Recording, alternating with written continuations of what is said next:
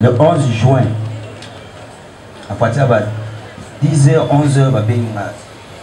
Yosa awa, na musala kuna, boel awa, bana moko ba uti kaluka ba yeba biti pau.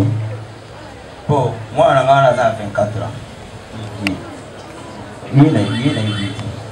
Alors, quand on va payer wana, oh bon. Écoute, à 14h, si tu suis sur la s'aggraver, on va à l'hôpital là, Dieu te massana, pour faire un venir. Et bon, on va on va couler na ba mais on a pour bien la souhaiter pénaliser 24 ans. En tout cas, banda les nganaki, bala banda ça la solo. Bala ndi biso akopezo tina sana.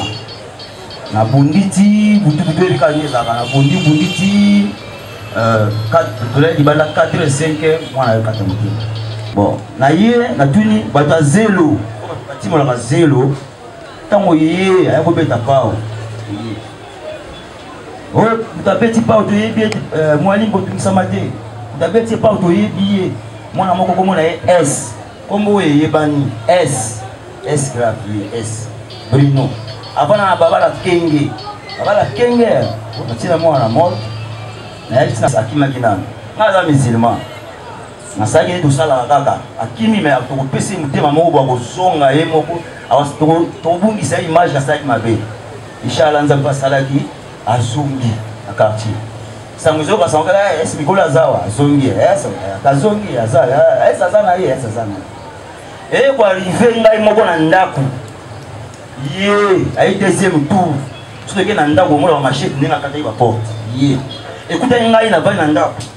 Monsieur John. Oui, président. Olingini. Au sein d'Ingini. À part que la justice soit faite, ça va à valeur matérielle. Moi, je l'ai déjà dit, la valeur, il y a 3 téléphones, on a plus, mais écouteurs, c'est 2160 $.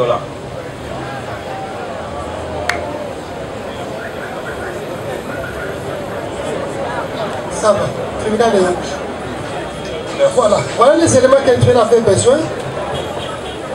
Nous allons maintenant nous prononcer. Bonjour.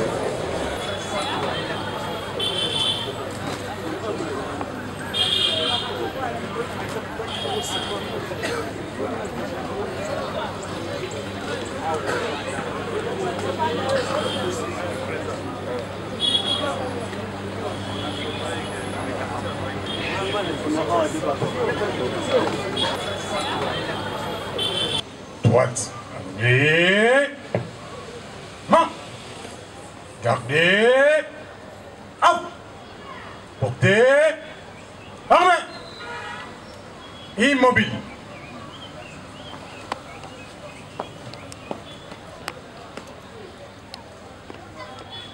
Monsieur le Président du tribunal Mitek Sangalima, mort capitaine, après l'audience est rangée pour randonnée. Présenté peut venir cause audience de ce jour. Comment d'abord l'audience? Ajachibangu, Mamana.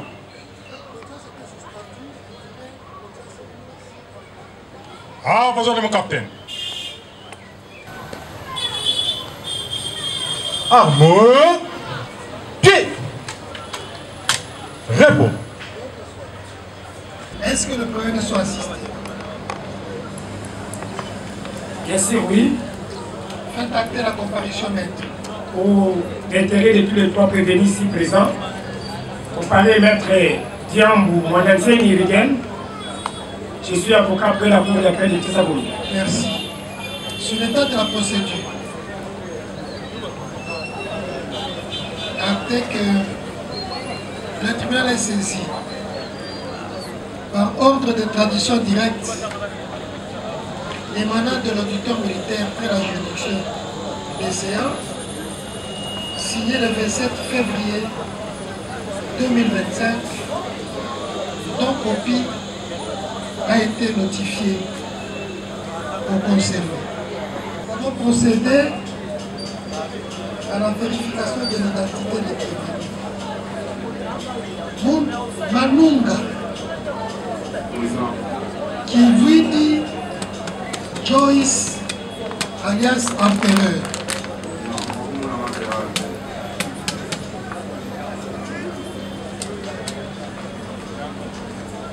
Pesa biso comme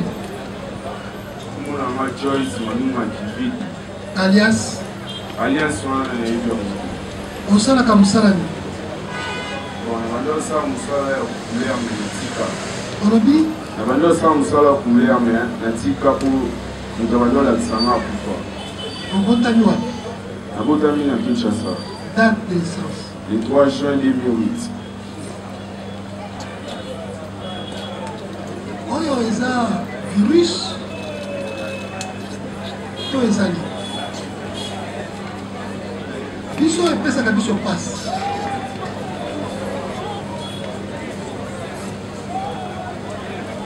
osambaki Nasambata. opesaki identité na yo Bazwa kombo na ngai et puis suka wana bazwaka kombo suka oui. suka ka kombo papa na kombo ena Papa Manuma. aza na kombo etakufa Aza bon.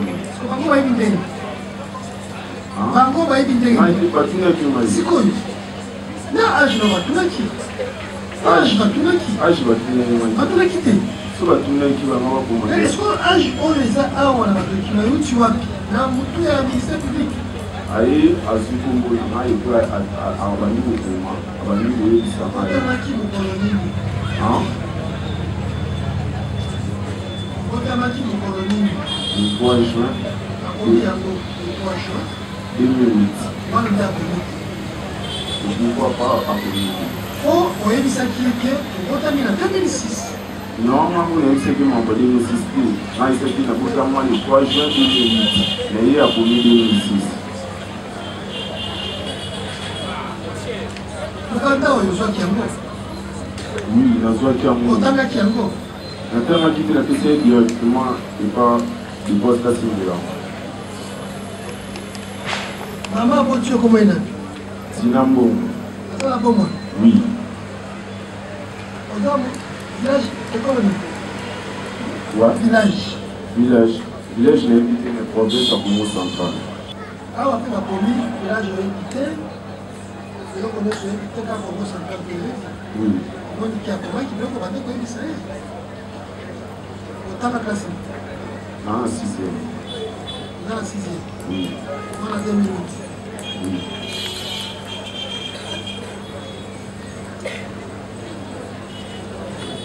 oza na diplôme Non. Non, ça, non, présenté mon ami. opresentaka na osalaka mosala peinture Ouais, on entend, et puis non, ça, puis ça. klase ya lelo ekeseni klase ya biso biso chik eza chik chik se chik obana obota oza na mwana moko Bon, bah, eza na defane tobeti non. wana 2008 azobota Non, mon ami. ofandi wapi Dans Kassavou, aveni Boussobo, numéro Sultan, quartier Katam. c'est effectivement le prévenu traduit par le ministère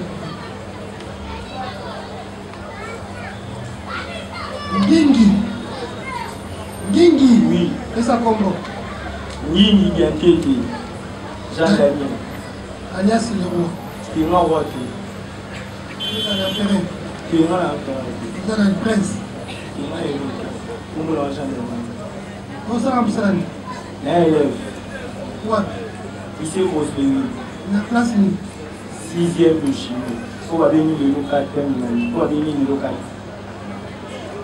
yo botani wapi À Kinshasa, date le 12 juillet 2007.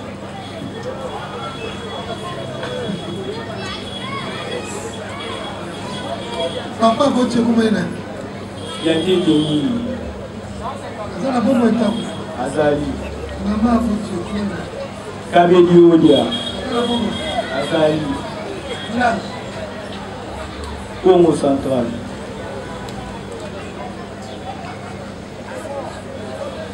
obana Qui, okota qui, ofandi wapi na Avenue Kilwango, quartier Kulu, na colline Sélimor. okomi avi mosiri mosiri Siri eza place na yo kokoma mobali epai ya mama sali na kati avi siri sali na kati Yo ndo pesa qui encore. Yo ndo pesa qui a besoin. Donc on pense qu'il va nous. Il a pesa qui dit que va kanima na banal dit que il est dans cette cuisine en encore une fois. Ce que tu comme adresse. C'est le bon adresse à maman. Comment ça il va papa te. Papa ça au Brazzaville. On OK Brazzaville. Moi c'est bien pour la papa. Na bado de la 6-0, la 6 à place.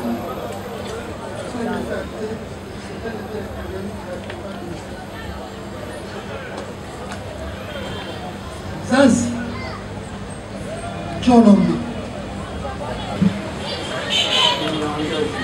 no magasi Zazi Loli Jo yo sala kabisa sala msala te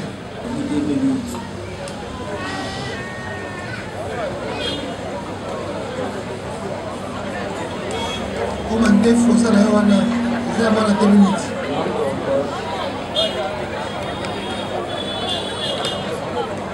on dit solide comment ndefu osala yo wana donc na oyo olobaki ya 2006 eza ya lokuta nani moto apesaki yango oyo moto apesaki oyo 2006 eza na bakomi kaka yo peseka kombo na yo koma papa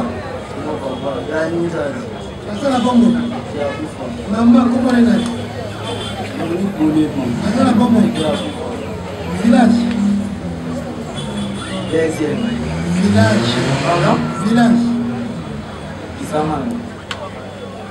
bongo yonso nani apesaki yonso nani apesaki yonso ya victoire ya Kengi province ya Kwango yote utanga ouais la classe ni nana primera secondaire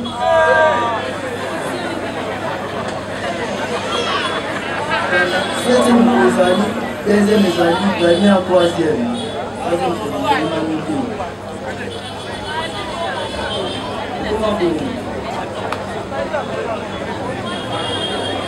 osana nini classe nini première humanité troisième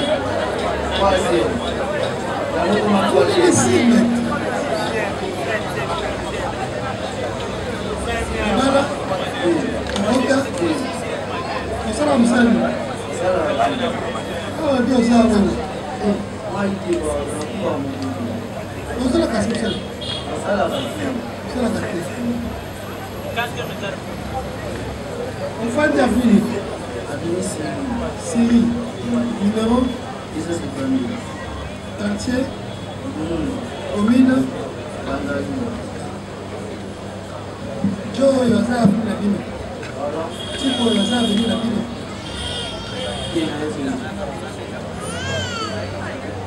Voilà. Mon conseil même comme il s'implique à fond du bino. Les gens awa la kisasa na commune ya Bandalungu na quartier Lumumba. Kasi Boutou, il y a le 28 janvier, à 2 h du matin, sur avenue Batete, la numéro 9, au Botoli, Naba Machette, 2 téléphones, Samsung, na iPhone 12 Pro Max, un écouteur, il y a Mwana Mboka John Moulimbi, Misele obotoli biloko na ye na makasi ya machete epekisami wana nde tozoboya nde bazobengaki kuluna na buku ya mobeko ya basoda article 157 à 100 père a perdu. Molunga. Nanunga. C'est un solo.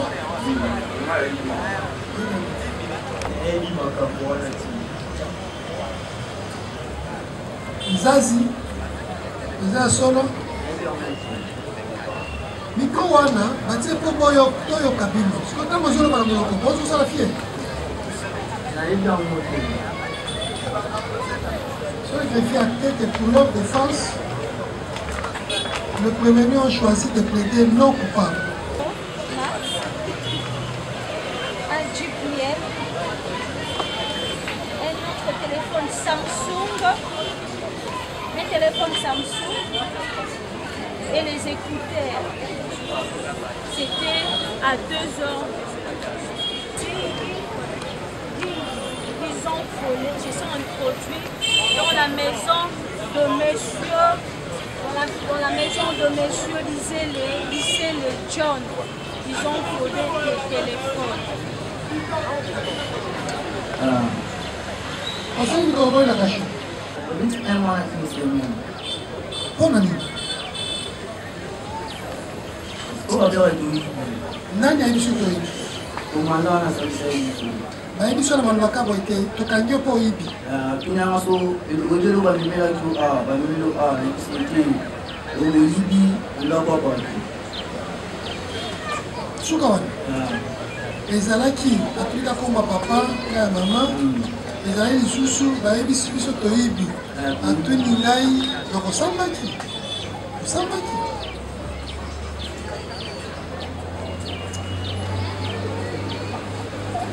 basambisaki yo likolo ya koyiba biloko ya bato n'est-ce pas biloko nini balobi boyibaki Samsung bali na iPhone 12 Pro Max na JBL boyibi yango wapi natuni yo ke balobaki ke boyibi yango wapi yo na nani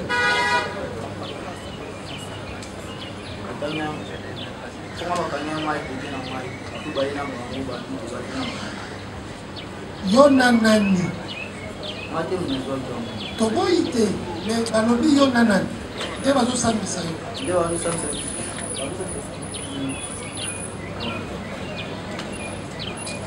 est-ce que eza plo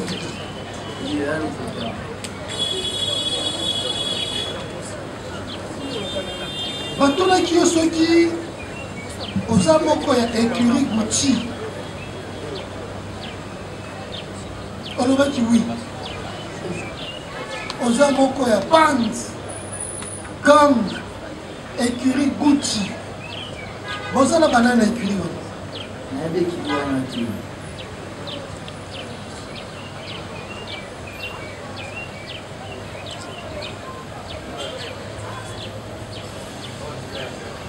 yo kutu oza général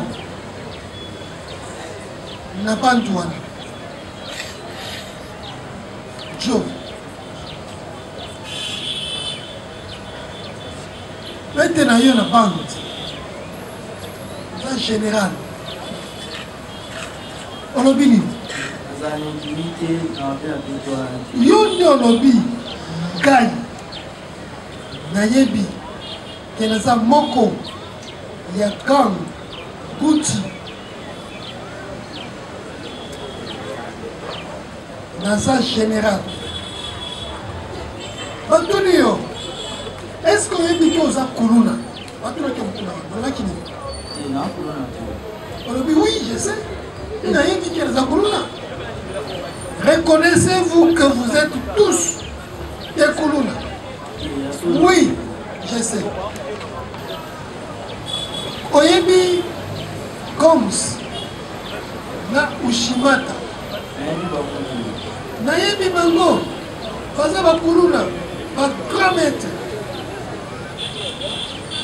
Gomes Ushimata ba 3 mètres kuluna ça c'est toi qui dis olobi nini yebisa biso bakangi yo likolo nini ndenge nini Non, pas ma casse. Bakama le 28 janvier. Oui. Erline. Na ba 9h. Le 28 janvier, il y a tout ma campagne et Salamaki. Ma campagne Salamaki, le 27. Hein? Il a dit pété. Non, Bakama va le 100. Hein? Bakama le 28. Ok. Na gongani. Na 9h. Wapi? Batina wana kisu mama. Nani atindaki? Kansi wana. Na balabala. Bakangia na balabala. Wapi? Na marché ya Mola. Marché ya Mola. Mapa na Mola. Na quartier la bino mapesa te. Ya venu marché. Avril a marché te pa la bino. Nde bakangi, balobi nini ntango bakangi? Nalo tamba sumbi mapa, mweka sida balo bakangi mamba. Balobi nani?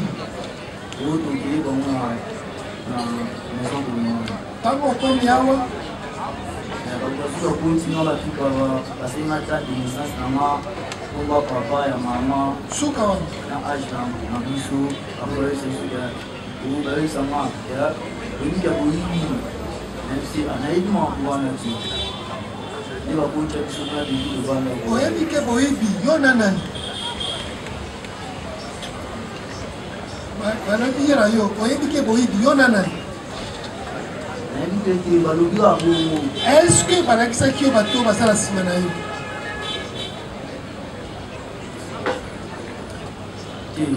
Balakisa ki yo te. Na ngonga nini oyebi ke bango nde boza na dossier moko?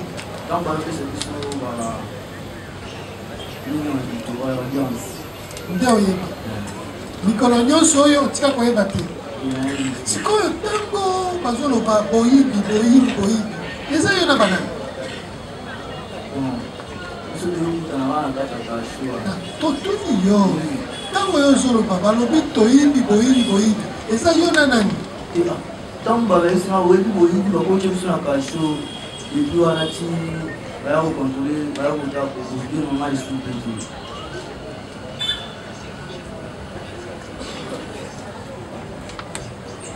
Nani?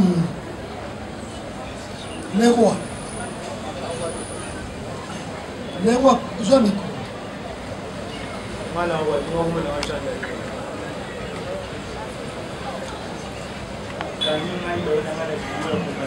Ozambaki.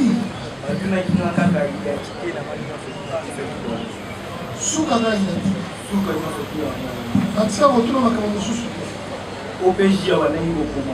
Azai kokoma nini? Na hiyo koma kitego atikala hiyo pesa kama fake kina kama. Ego tani.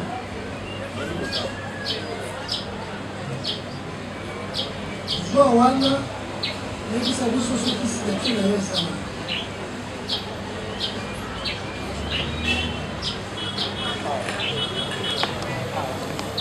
Signature eza wapi monsieur? Yo kalamba.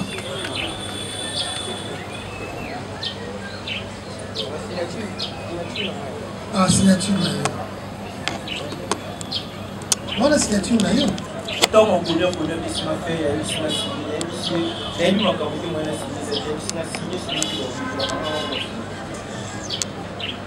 signé, signé bakobeta yo. Mais makambo mosusu wana ntango bazobeta yo te. Makambo wana mosusu te natika likolo lelo ye mo moto akomi eloko ayebisinaka par force na signé. Ye moto akomi ushindi na goms te bozala bango parcelle moko.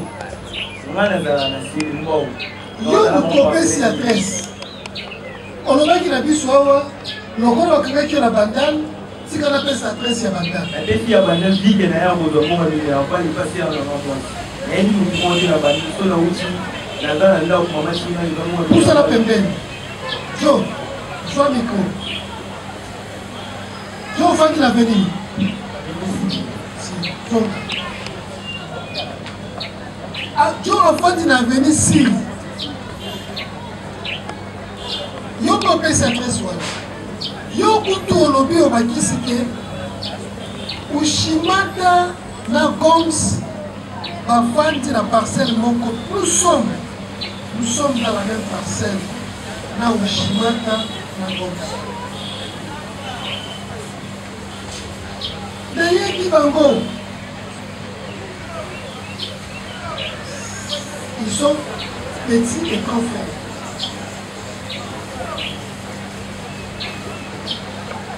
Bakuluna.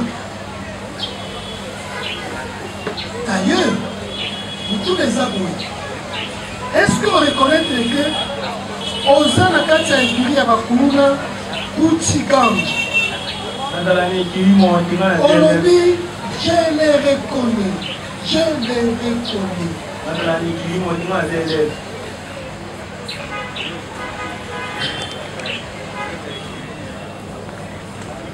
Mais on dit que ce qui s'habille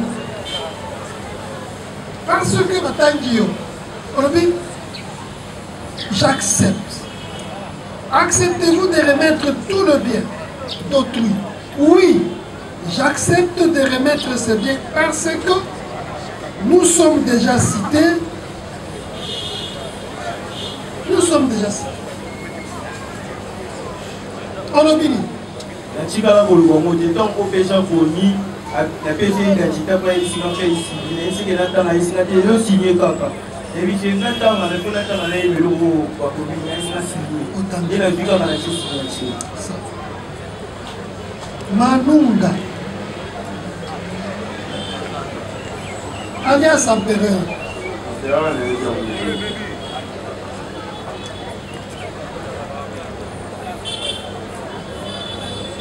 Je suis empereur parce qu'il les a chanté. Empereur wa les a combat qui chante. Awa le lo wangani yango za chanté. Oyemba kate.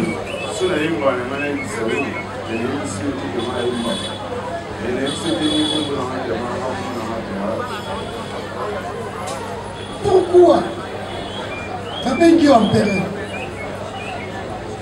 Je suis appelé empereur parce que je suis chanteur. Parce que je chante.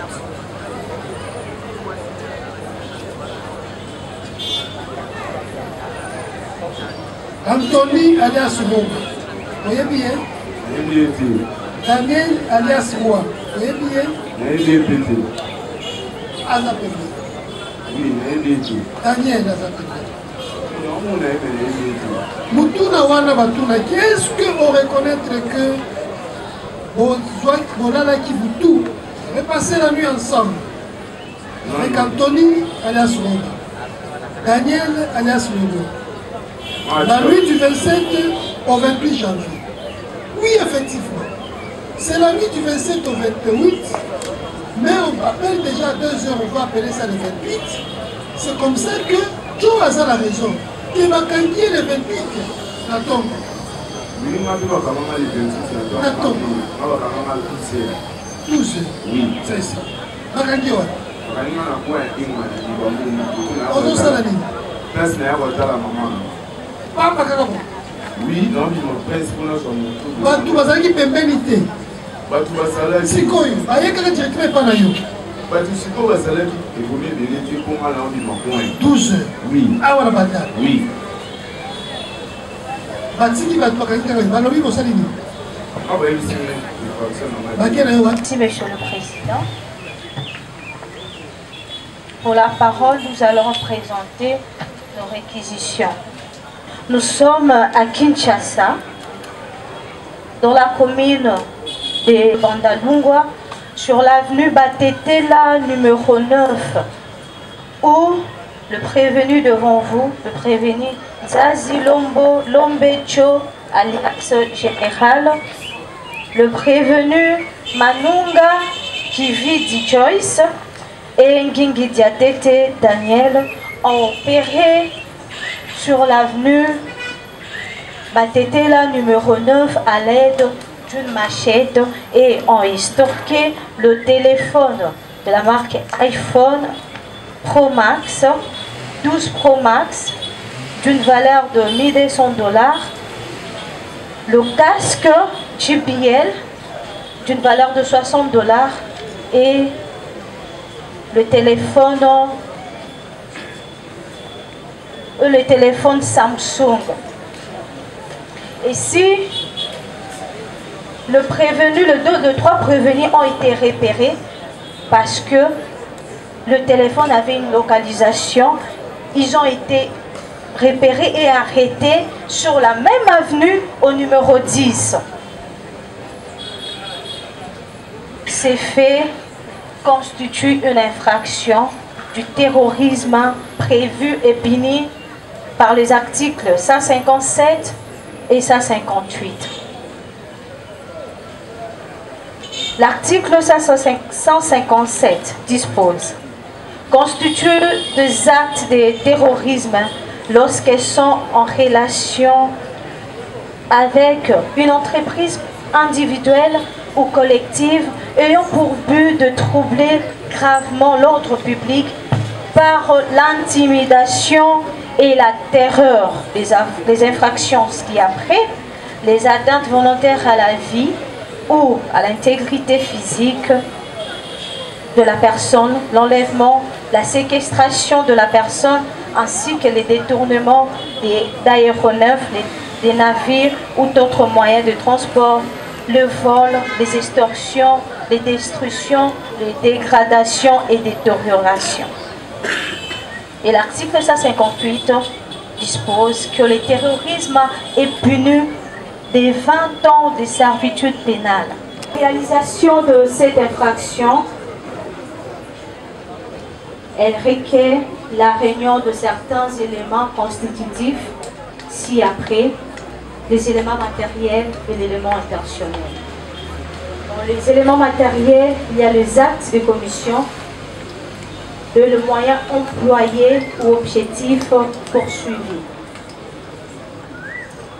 Les actes matériels sont relatifs aux faits infractionnels, aux atteintes volontaires à la vie, au détournement, au vol, aux extorsions, et j'en passe. En effet, dans les circonstances de lier les temps,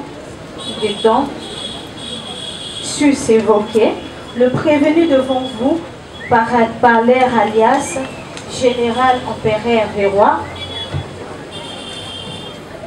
par participation directe, ont extorqué le bien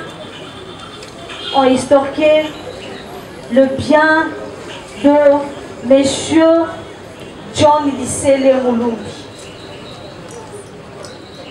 par le moyen employé et objectif poursuivi. C'était par l'intimidation et la terreur, par l'extrême violence qui va même au-delà de l'entendement normal de la société. C'est de troubler l'ordre public. L'élément intellectuel. L'élément intellectuel réside dans l'existence de cette résolution criminelle, le choix d'un groupe ou d'une personne de commettre l'infraction. Autrement dit, une entreprise criminelle pouvant être individuelle tout comme collective. Le prévenu devant vous, Monsieur le Président, ils ont eu le temps de préparer pour mettre en exécution et réaliser leurs crimes. Dans les cas sous examen, Monsieur le Président, le prévenu ont bien et bien préparé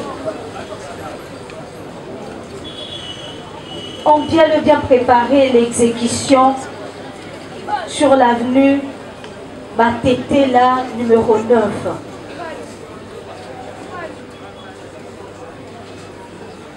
Une résolution criminelle constitue notamment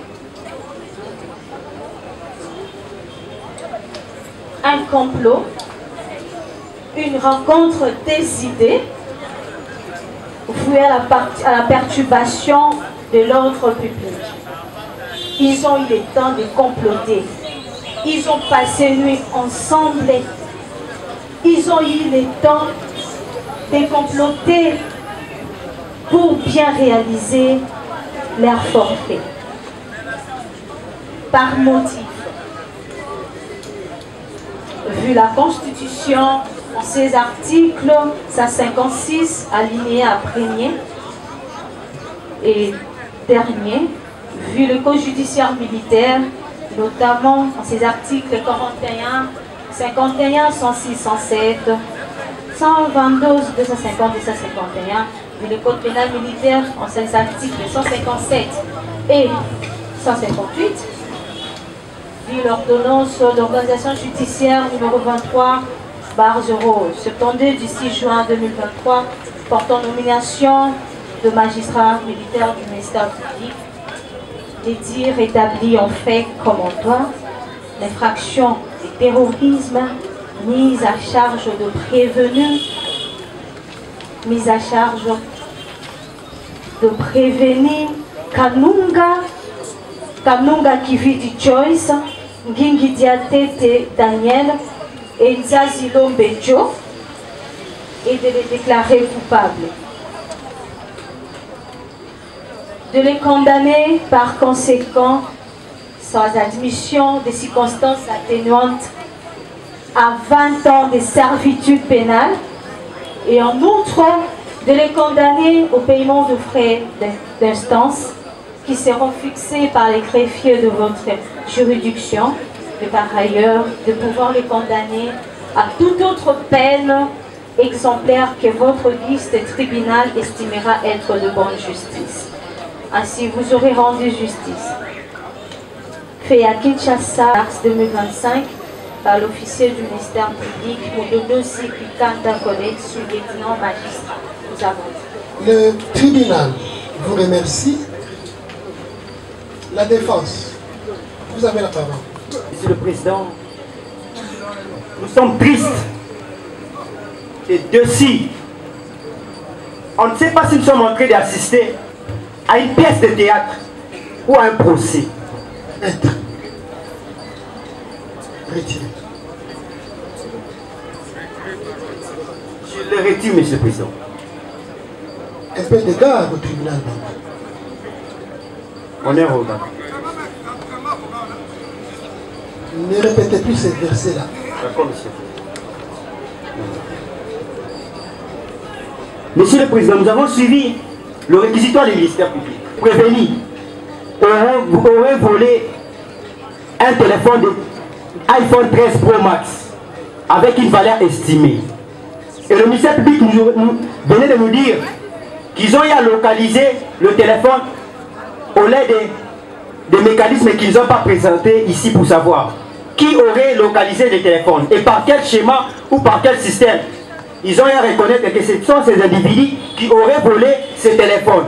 Et parlant de la machette, le ministère public ne nous a pas présenté, Monsieur le Président, la machette présente ici.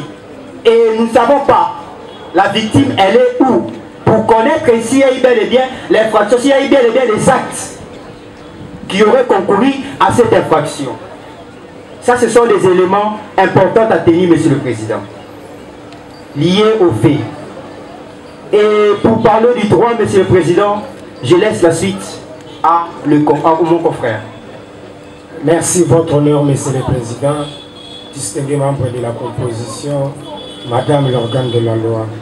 Juste pour compléter les faits avant d'aborder les droits, nous avons suivi avec un intérêt particulier l'exposé des faits de Madame l'organe de la loi. Néanmoins, nous avons constaté que l'organe de la loi a dénaturalisé les faits. Voilà par rapport aux faits, nous avons dit que les faits est totalement dénaturalisé. Après avoir auditionné ici tous les trois prévenus, vous allez constater que parmi eux, il y a 2 élèves finalistes. Rapidement en droit. La bonté, je parle de la bonté et non de la beauté. La bonté du droit veut que pour que l'infraction du terrorisme. On a kosala kikoluna moke koiba biloko ya bato na bamachete ndenge elobelemi awa. Ministère public asengi etumbu ya 20 ans. Baavocat na yo balobi osali eloko te tena letika liloba ya suka liloba yango ya suka nayebi eloko te mpe natikala kutu kosimba ata machete te na bina mpe nayebi makambo wana te. tribunal boyebaka kaka te ngingi liloba ya suka liloba suka nayebi eloko te nayebi ozaka mbongo minyaka kasi wana tribunal yoki zazi liloba ya suka liloba nanga suka ezake naza na ngai mosa nakenda osomba mapa nayebi eloko te tribunal yoki makambo eza ya mapa te makambo eza ya butu mapa eza to. Monsieur le greffier a acté qu'après avoir accordé la parole au ministère public dans ses réquisitions, à la défense dans sa plaidoirie et en dernier à chacun des prévenus dans sa dernière déclaration, je déclare clos le débat. Le tribunal prend l'affaire en délibéré, les jugements intervenus aujourd'hui. Isaki Biloko Nayo, c'est-à-dire 2 téléphones. Ndenge Mukanda Elobi, Samsung, na iPhone 12 Pro Max, ba écouteur, na ba écouteur. Liloba pas na yo.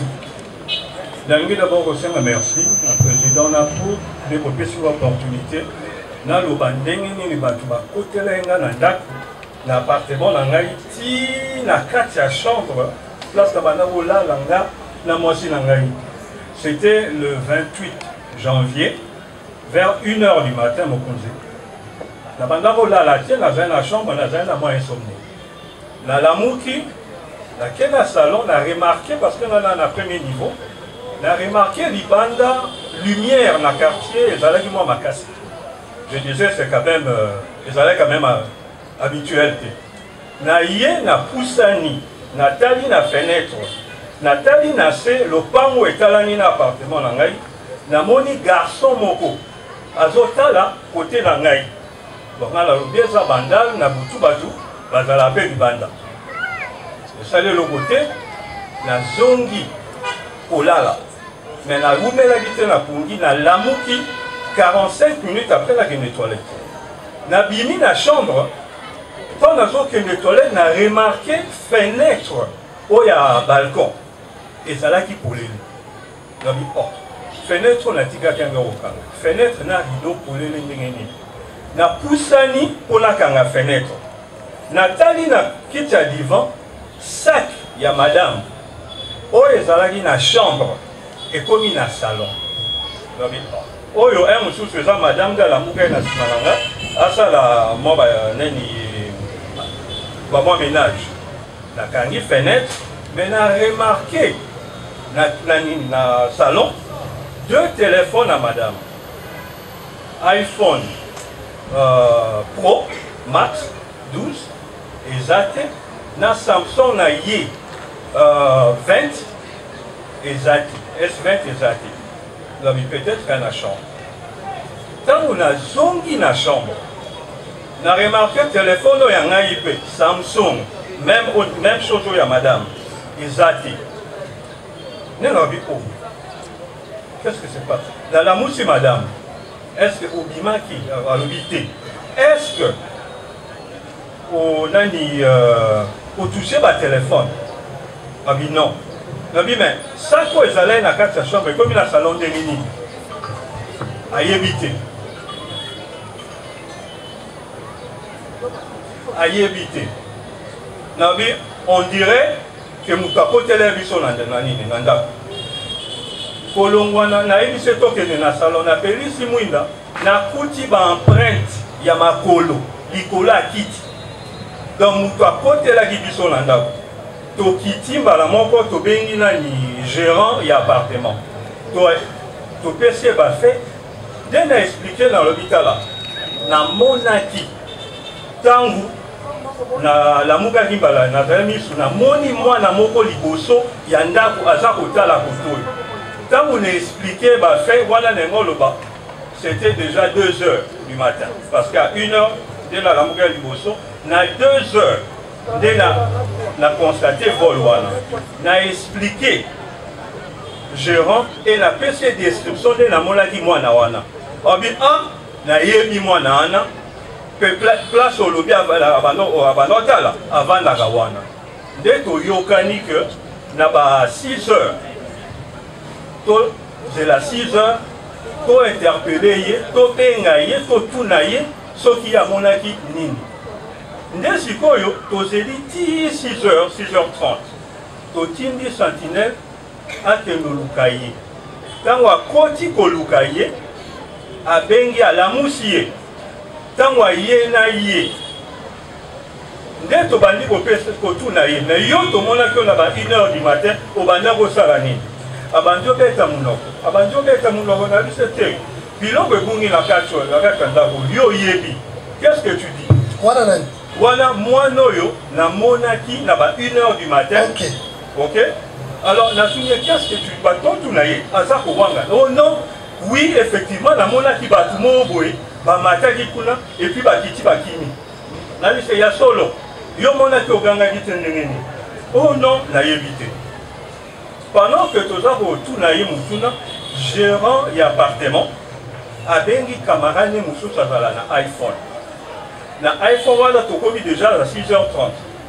Ba iPhone est dans la géolocalisation. Alors, bah, sali géolocalisation, bah, remarquer que iPhone, y a madame, et ça juste en face.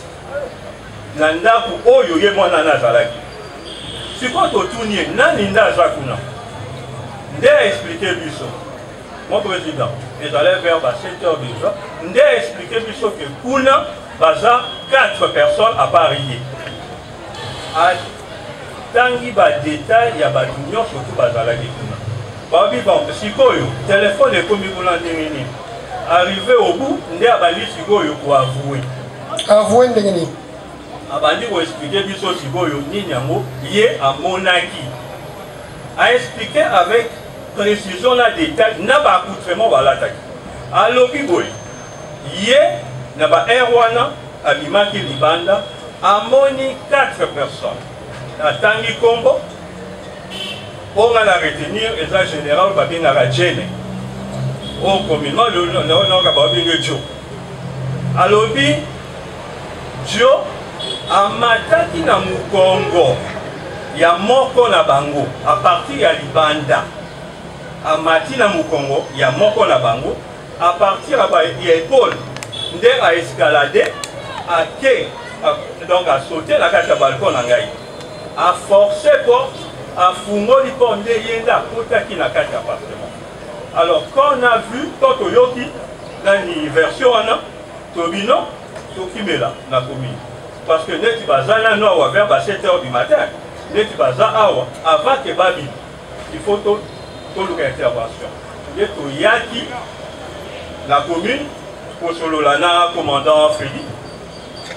Tant au PC dans une version la biso, à Weli Simbangu, Nabiso, to Kimimba la mort na nanio, la parcelle wana. À ma présence, Batoussou, par côté qui côté tunnel, Yemoko président Frédéric, à côté na porte d'entrée Yanda Wana.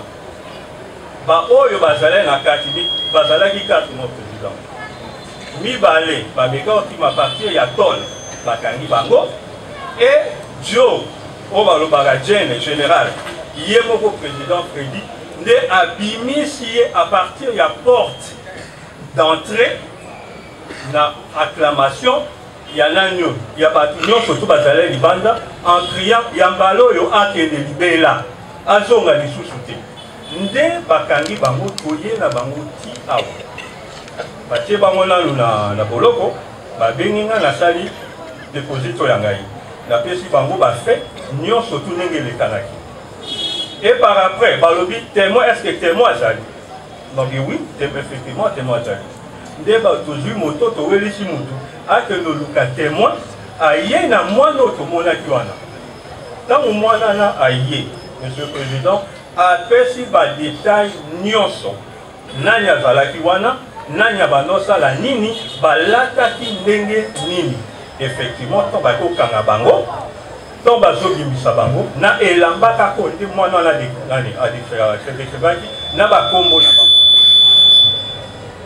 yango ntango asali déposé batiki akei et puis chaque bazalaki bakanga misato de 4 bakanga misato moko akini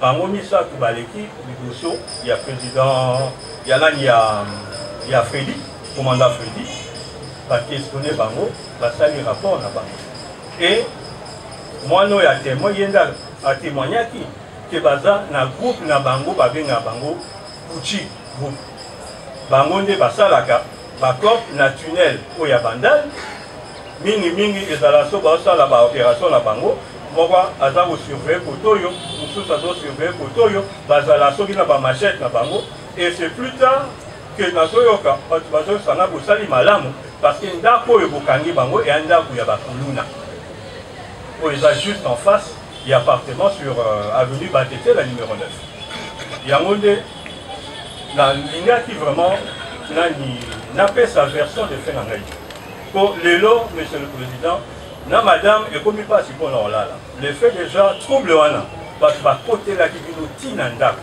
na mituna je remercie Dieu parce que soki ntango azalaki na kati ya chambre azwa bailoko oyo azwaki na kati ya chambre soki nalamukaka so na ngai ngozala nini est-ce que nanga kobika est-ce que omonaki bango personnellement non même ici à la police ici à la police oui to bakangi bango oui ça va yende balobaki que amatisaki moninga na yejo na mapeka po azala capable ya koescalader tina balcon ya ngai ça va Ngingi Daniel le roi tala ye azalaki ye azalaki bango mibale eza ba oyo balandaki bango tina batole po bakendokanga bango na batole Nzanzi Lombejo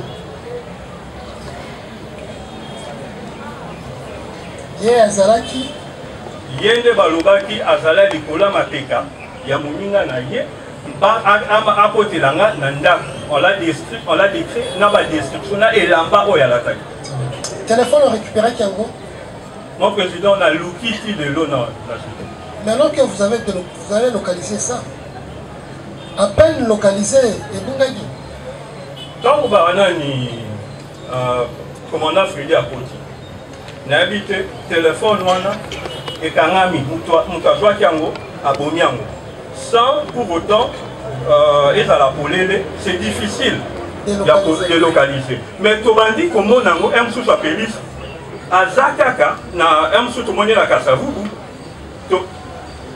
et puis abomi jusque là pour avouer on est en pleine enquête tout ça là comment est-ce que tu peux récupérer ma téléphone oui kotumba yango te comme ça kosala te iPhone esala te ça c'est déjà bloqué mais bah deux Samsung chouette il faut juste pas déverrouiller pas beaucoup bon ça va Manunga réaction vous lui donnez un micro moi il dit makambo lobi eza solo bakangaki wapi bakanganga na kwa ingwa olobi na kwa ya ingwa na kati ya ndako te na kati ya ndako te ndako wana pe na yebi yango sama jo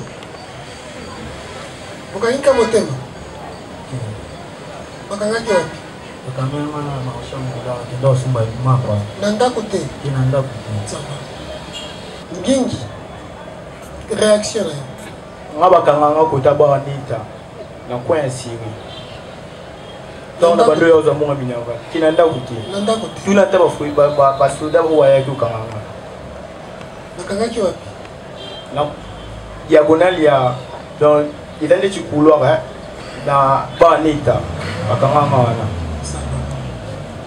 monsieur John oui président réaction nga moko témoin namonaki jo ndenge azobima basimbi na ceinture na ndako eza en face ya appartement na nganga nazali liboso na bango naza komona bango asimbi na ceinture aza kobimisa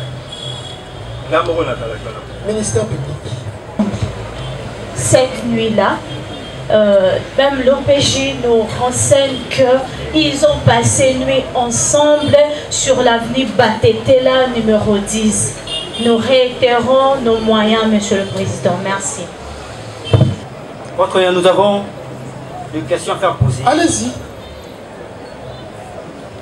Papa Kombo non non. John. 17. John Moulimbi Bissele. Ok. Au lobby.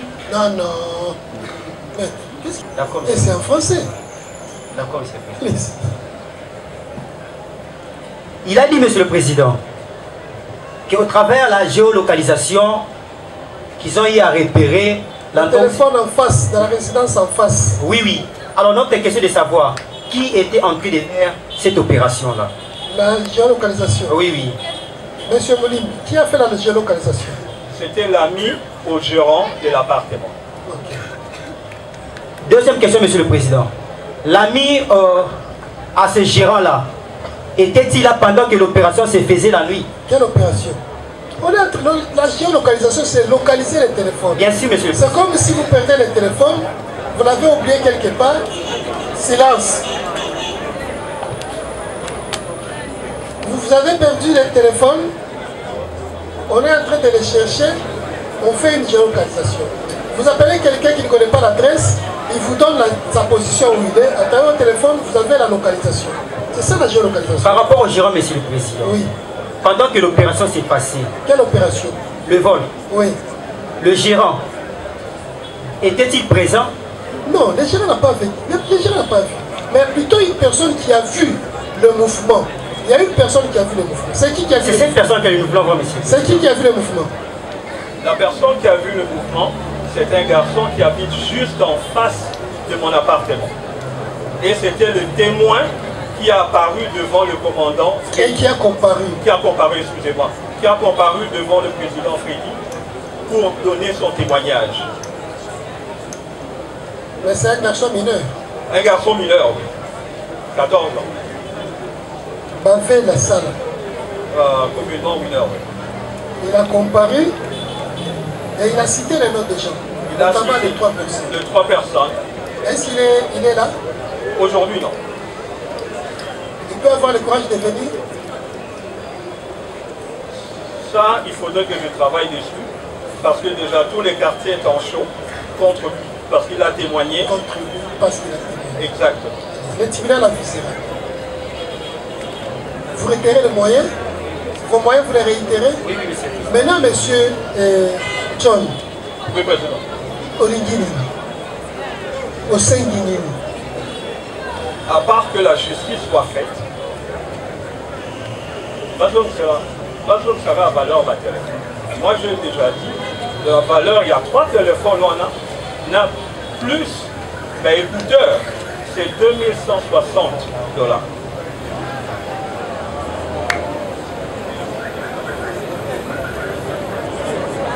Ça va, tribunal de Yoki. Voilà les éléments qu'un tribunal avait besoin. Nous allons maintenant nous prononcer. Manunga Kividi.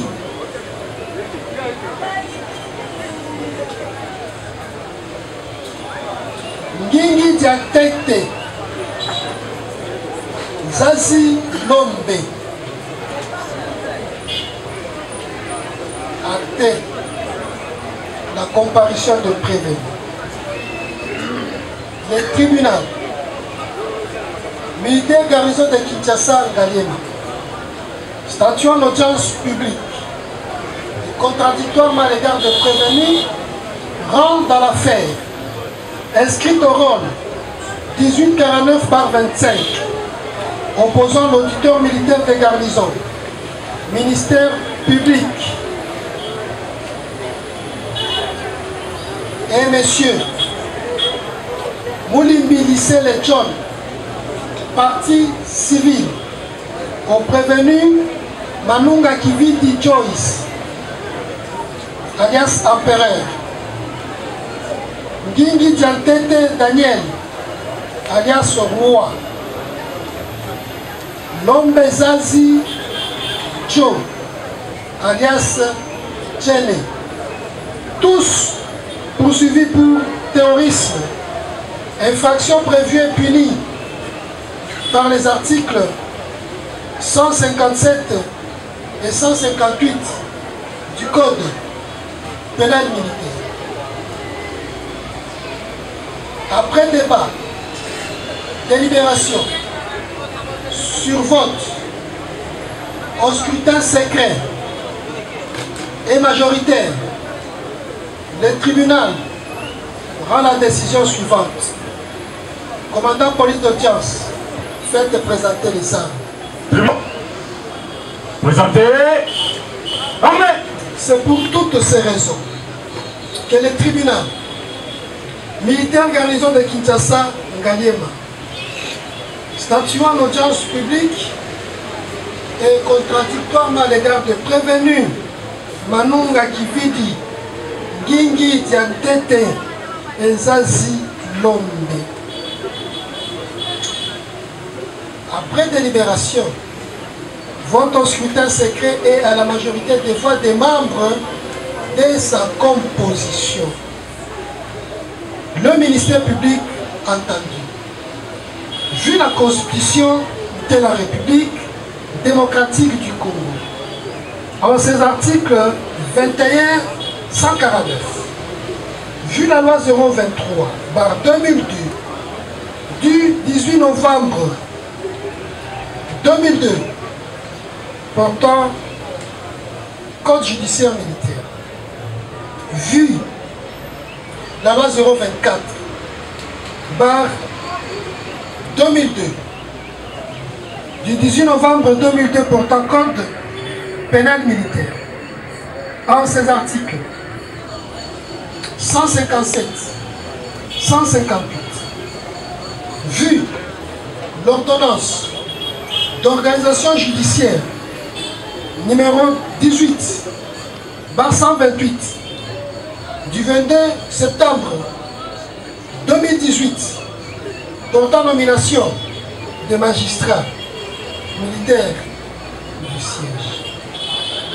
Vu le dossier de la cause, disant droit et statuant sur l'action publique, à la question de savoir si le prévenu Manunga Kividi Joyce alias Empereur, Ngingi Diantete Daniel alias Roi, Zazi Lombecho alias Tchene sont coupables de faits infractionnels mis à leur charge.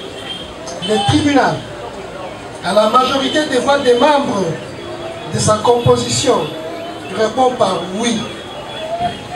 À la question de savoir si le prévenu, ainsi reconnu coupable, peuvent bénéficier des circonstances atténuantes, le tribunal, à la majorité des voix des membres de sa composition, répond par non.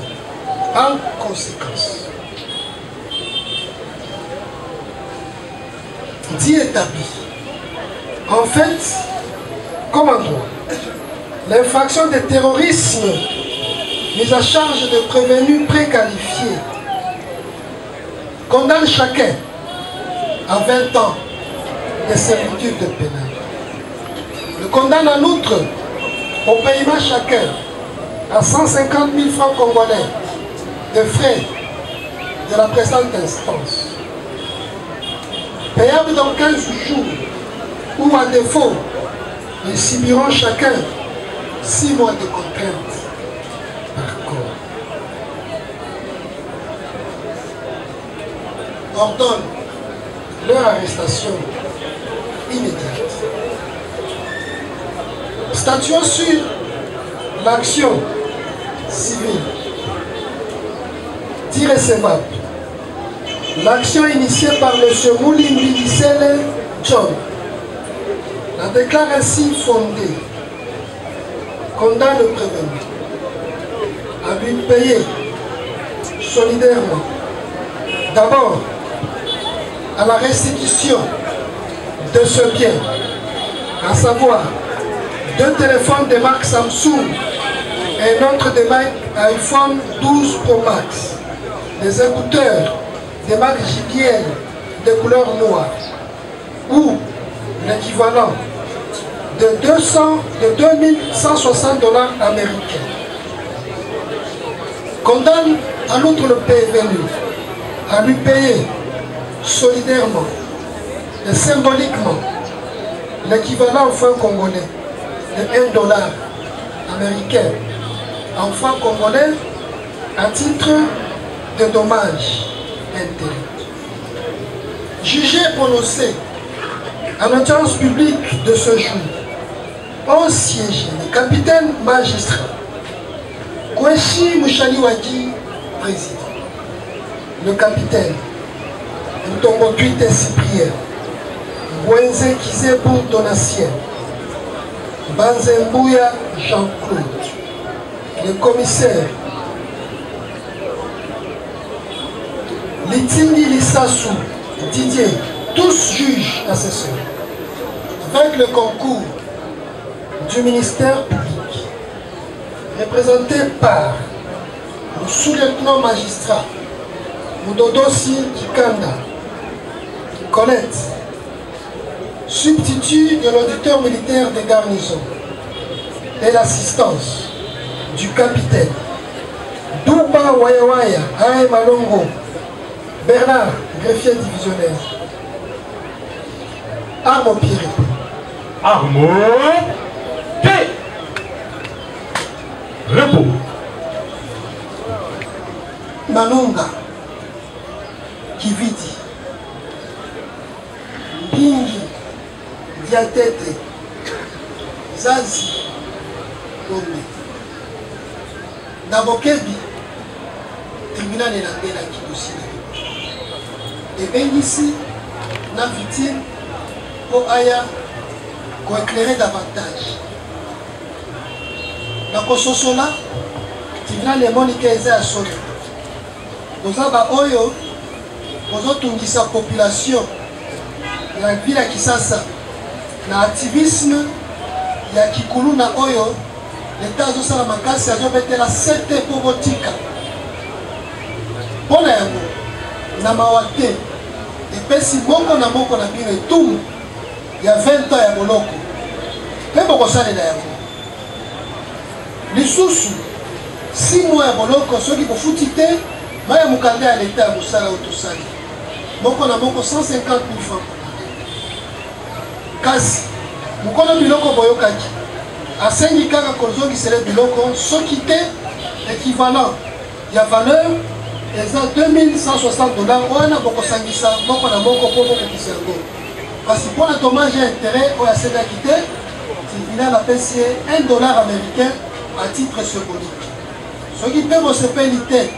Vous avez Nicolas Mitano, beaucoup de Samukanda na Bino, beaucoup de Kosama na Bazouzi, beaucoup de Kibiso na Maïebe. Commandant police d'audience, ce sont des condamnés. Monsieur,